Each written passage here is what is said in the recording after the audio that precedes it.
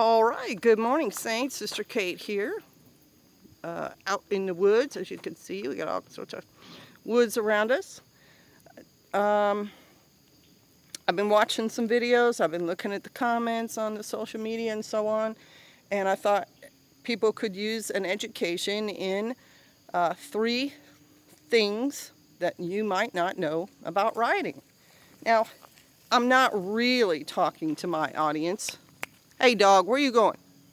I'm talking to the general YouTube audience and social media followers, because it's pretty obvious that y'all don't know that, one, rioting is illegal, just in case you were wondering. Now, your local jurisdiction, your mayor, may not be asking the police to enforce the laws against rioting,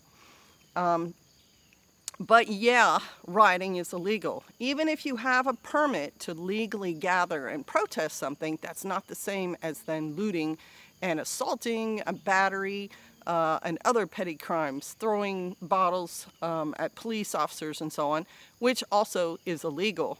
You can be charged with assaulting or battery on a law enforcement officer if you do that. So that's one.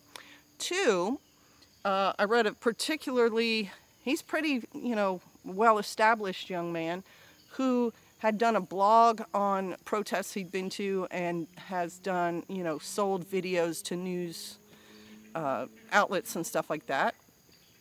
And he also commented on being in Turkey and another Muslim country when there was a protest that turned violent. And in the one, the police reacted in the same way, and I think it was in Turkey, that our police do. They started wading into the crowd with batons and hitting people and arresting people. Well, guess what? That's their legal right as law enforcement officers, because when you riot, that's illegal, against the law, whereas they have their legal rights and duties as law enforcement officers in a riot to do things like break the riot up with tear gas. This is not a personal feelings-based response on the police officer's part. So that was one. Rioting is illegal. Two,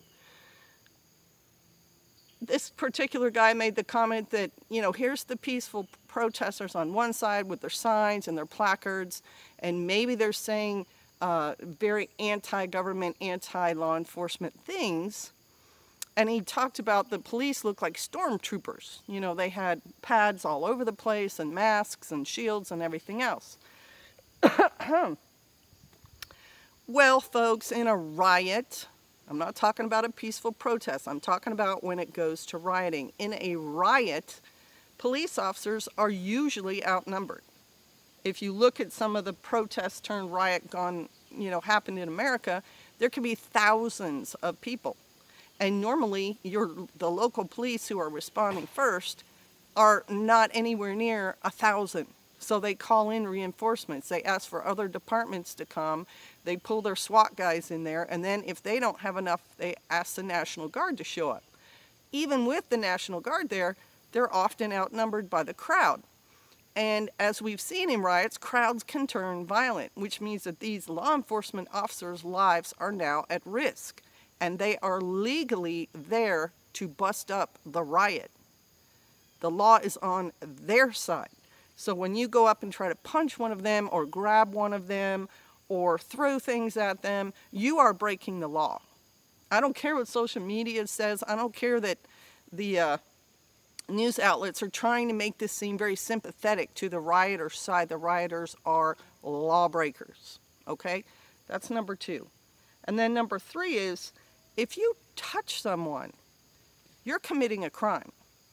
So this young man, and I'm not on sides, I think if you're an American citizen, you have rights. I don't care what color you are, and if you are a minority, you still have those rights. That's my stand. I'm not against oppressing other people. But you are not legally, no matter how angry you are, allowed to go touch, punch, push, shove, kick, throw things at another citizen. You just aren't. There are laws against that.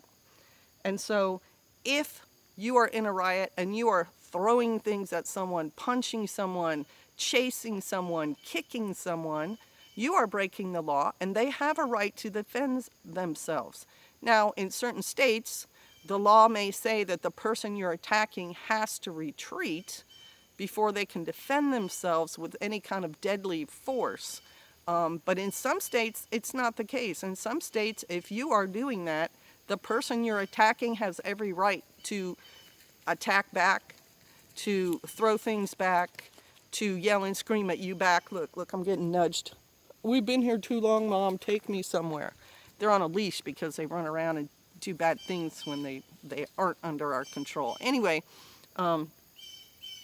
they even have the right to defend their lives if they feel their lives are in danger.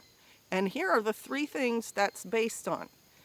Are you close enough to that person to cause them grievous bodily harm? 2, intent. Are you expressing an intent to hurt, kill, maim, injure that person? And 3, are you capable of hurting, maiming, possibly killing that person? Are you armed with a weapon, or are you so much bigger than that person that they fear for their life? These are legal things, guys. These are not social justice warrior things. These are what is going to come out in court, because feelings and the media and all that have nothing to do with when you're in court. It's all about the laws. So know these things, keep them in mind, and use them as a measuring stick when you watch some of these videos and you read these comments. All right, y'all, I got to get going. I got to take these puppies back up to the house. There they are. I've got to give myself breakfast and get my prep day started. Thanks for watching and listening, y'all. Bless you. Shalom.